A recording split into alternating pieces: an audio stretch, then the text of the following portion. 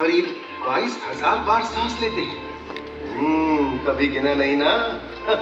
और क्या ये भी कि आपकी अगली सांस के लिए जरूरी ऑक्सीजन का मिलना इस बात पर निर्भर है कि आपसे मीलों दूर किसी समुद्र में एक बड़ी सी शार्क मछली एक छोटी सी मछली को खा पाएगी या नहीं। क्यों यकीन नहीं होता ना? चलिए कोई नहीं, आइए आपको ले चलते हैं एक ऐसी दुनिया में जो आपसे हजारों मील दूर होकर भी आपके अस्तित्व का आधार है।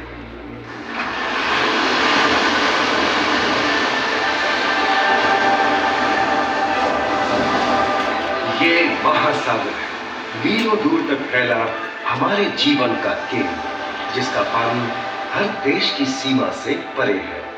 हमें सांस लेने के लिए जरूरी ऑक्सीजन का 50 से 80% इन्हीं समुद्रों के पानी से आता है।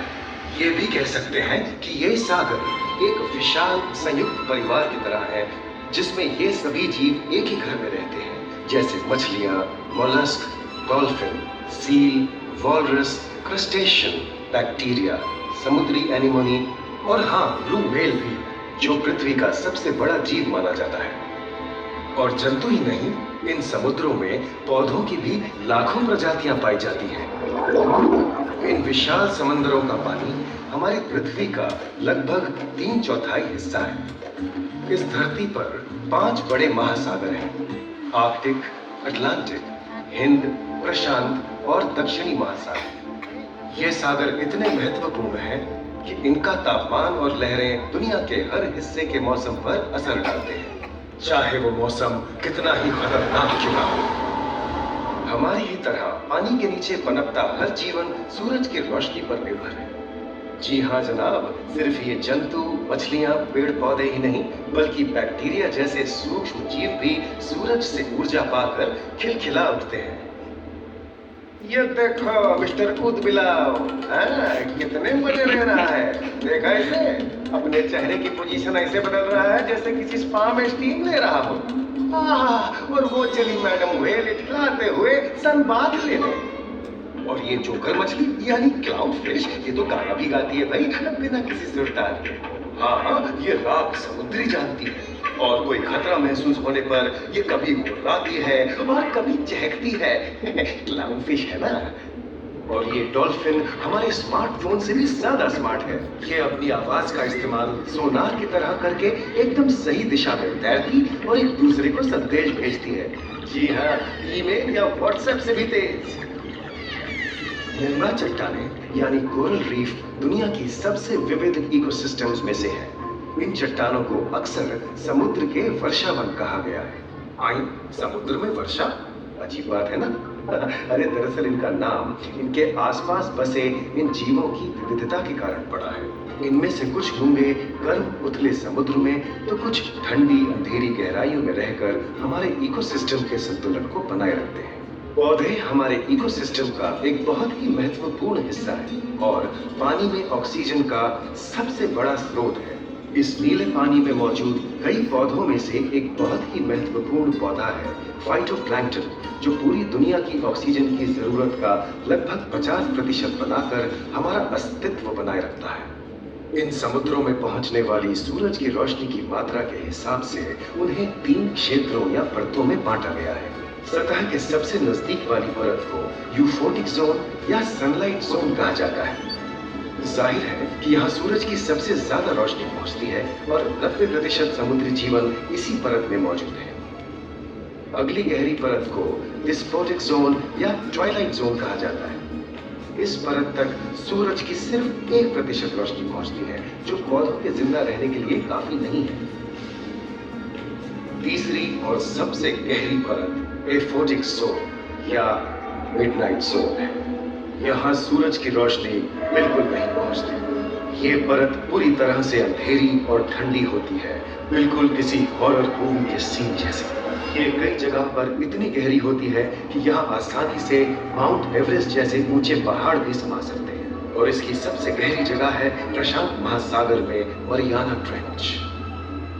महाद्वीपीय तटों के साथ लगे उथले समुद्री इलाकों तक पहुंचना आसान है, लेकिन ये समुद्र का सिर्फ 10% है। समुद्र की गहराई जितनी बढ़ती जाती है उतने ही वहां के हैरत अंगेज जीव जिन तक पहुंचना मुश्किल होता जाता है।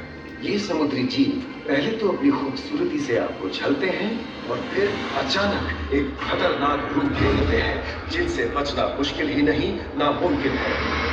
और ये क्या, अचानक ये रोशनी कहां से आई? ओहो, ये तो जेलीफिश का झुंड है जिनकी रोशनी एकदम डिस्को लाइट की तरह लगती है। वाह, ये हुई ना बात। अब सभी बड़ी छोटी मछलियां इन चमचमाती डिस्को लाइट को देखकर पार्टी करने आएंगी। और फिर यही रोशनी उन्हें बेरहमी से दबोचकर उनका शिकार करके अंधेरे में वापस गायब हो जाएगी। लेकिन सभी शिकारियों को छलावे से लुभाना नहीं पड़ता। सबसे घातक शिकारियों में से है शार्क, जैसे ग्रेट व्हाइट और टाइगर शार्क। शार्क आमतौर पर सूरज ढलने के बाद अंधेरे में शिकार पे निकलती है समुद्री जीवों का यमराज। आज तक शार्क की 500 से ज्यादा प्रजातियों का पता चल चुका है। ये हर तरह के खुले महासागरों में, मूंगे की चट्टानों में, आर्कटिक की बर्फ के नीचे और समुद्र की अंधेरी गहराइयों में पाई जाती है। और ये है समुद्री घोड़ा जो तबड़क तबड़क नहीं, छप छप छप छप करता है, यानी दौड़ता नहीं, तैरता है। हमने इन समुद्रों के बारे में बहुत कुछ जाना है, पर अभी भी बहुत कुछ जानना बाकी है। ये सागर गहरे और विशाल, ठंडे और अंधेरे में डूबे होते हैं। इन गहराइयों में पनपने वाली 17,000 से अधिक प्रजातियां मानो किसी कल्पना से कम नहीं। किसी खूबसूरत एंजल की तरह दिखने वाले जीवों के साथ साथ न जाने और क्या क्या देखने को मिले।